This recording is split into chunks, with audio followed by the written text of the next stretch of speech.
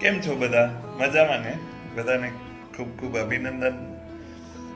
દિવાળીના તહેવારોની શરૂઆત થઈ ચૂકી છે. તમને તમારા જીવનમાં દરેક લોકો ધનતેરસ ધન સ્વરૂપે બનીને આવે અને એને તમે ધન સમજીને સ્વીકારજો એવી શુભકામના. અને દિવાળીના તમારા ઘરે જ્ઞાનના દીવા પ્રગટાવજો એવી શુભકામના. અને એની વચ્ચે ક્યારેક ધનતેરસ અને દિવાળીની વચ્ચે એકાધિક કાળી ચૌદસ આવશે, પણ એક જ વાર હશે, એ નીકળી જશે.